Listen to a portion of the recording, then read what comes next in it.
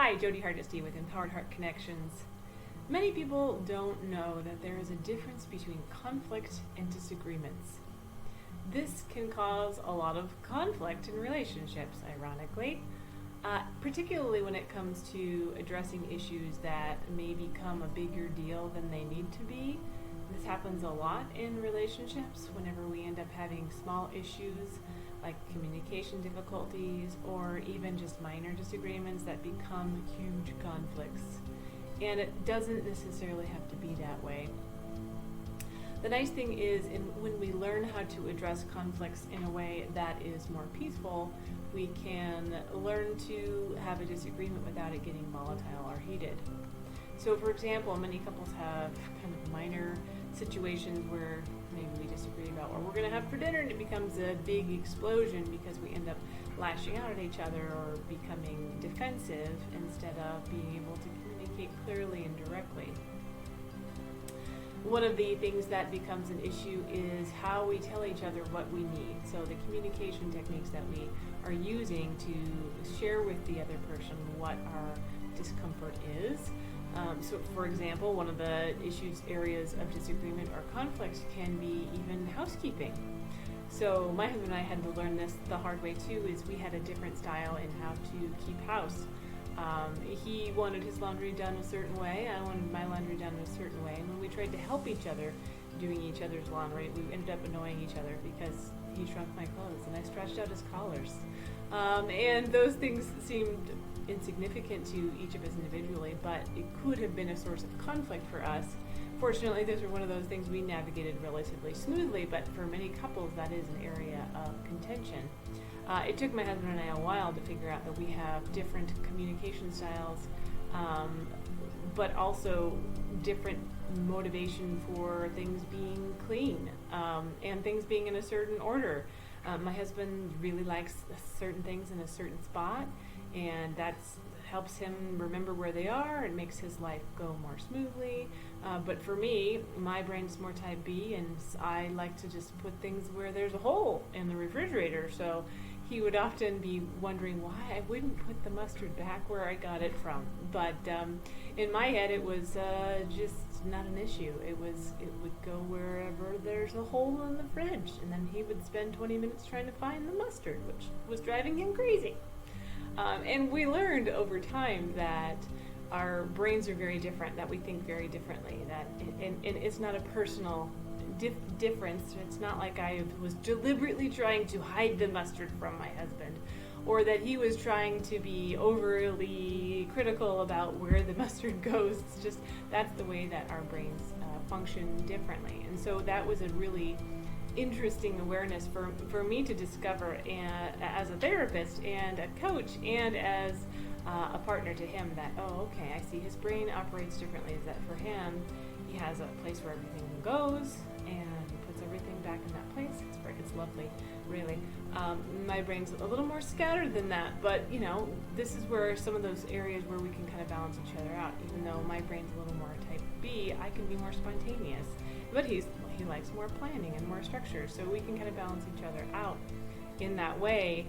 But in these particular issues, we had to address, okay, why are you not putting the mustard where I put the mustard?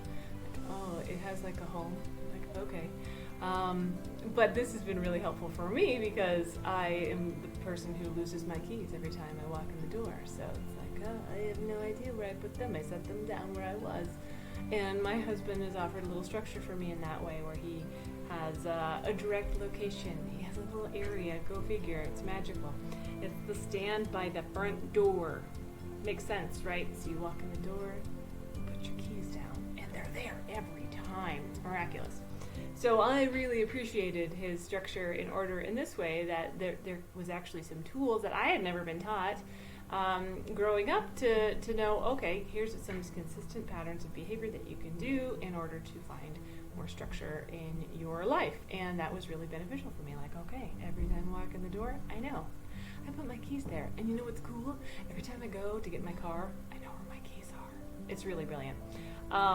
Quite simple, I know, to many of you, but these are some basic techniques that we can learn from each other, and could have been a huge issue of contention and probably was more frustrating for my husband that he let on in the beginning, wondering why is she not putting the mustard away in the right place.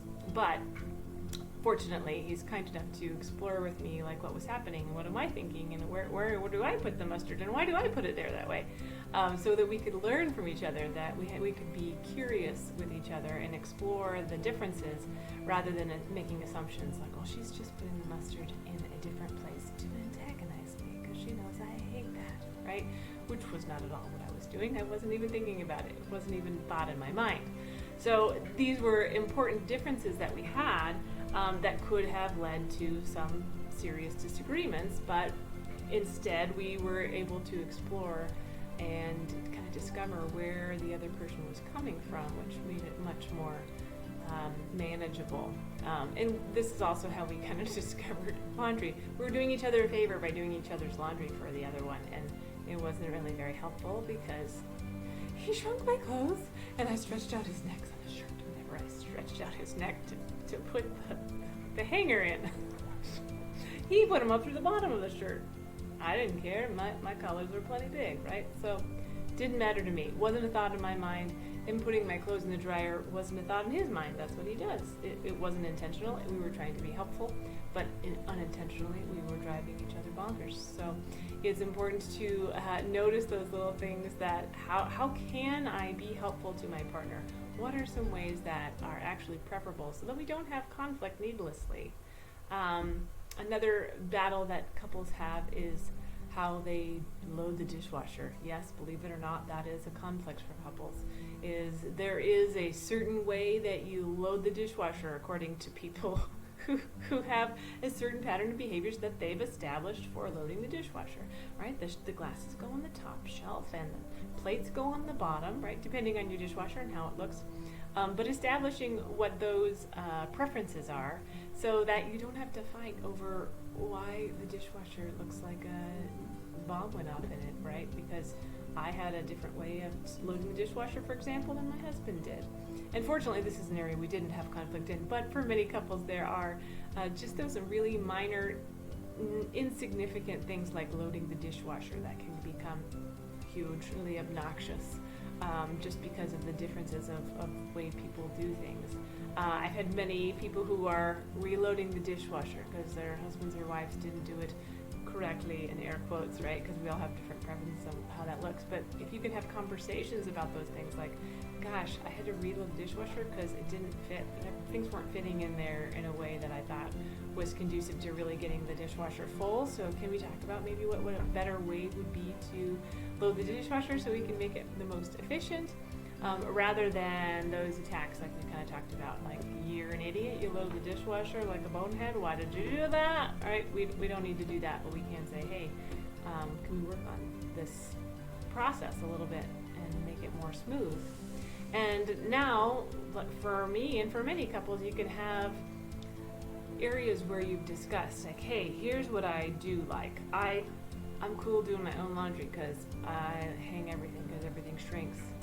But, I would love it if you would vacuum because, vacuuming gets overwhelming and there's no right and wrong way to vacuum, right? So please, that would be helpful to me if you would vacuum.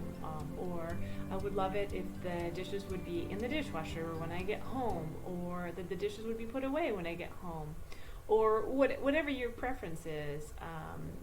You can really get some clarity and some peace of mind and have communication over disagreements or over even just preferences rather than having a huge blow-up conflict over just those minor things that can be really silly conflicts. And another way to do that is to make sure you're including, if you can, humor in a loving way, not with sarcasm, but in a loving way with, okay, I'm going crazy trying to reload the dishwasher. Can you help me out, man? I need some help with this. Just to kind of make it a little bit more lighthearted with each other so that your partners know that it's not necessarily that you think they're a bad person or that they're wrong or anything like that, but just that, hey, can you put the mustard in the same spot? Because it makes it a whole lot easier for me whenever I'm just trying to reach in and grab something and I don't have to think about it. And you might find that it's helpful for you too, what your partner's doing. I know my husband and I have learned a lot from each other over the years of, what our preferences are, and sometimes we can help each other out quite a bit. Like, hey, what have you thought about it this way? And that can really help smooth things out in your relationship, and also increase your sense of appreciation for each other. Just understanding where the other one is coming from, and recognizing that it's not always conflict from a place of, just being disagreeable, but actually from a place of, hey, I just didn't think about it that way, or my brain works differently, and let's discuss this.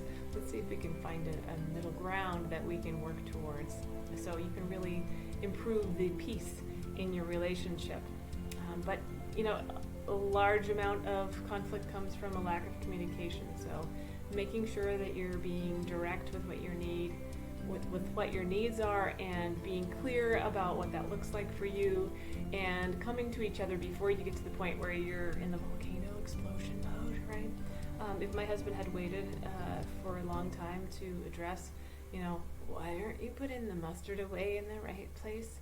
Or if I would have waited a long time before he shrunk all of my clothes, first of all, I would have had a really expensive shopping bill buying new clothes, but also we would have gotten to the point where we were irritated with each other, we were really upset, and it's really difficult to address those conflicts whenever you're in a place where you're in code red, where you just don't hear things clearly anymore, and we're kind of a rage monster.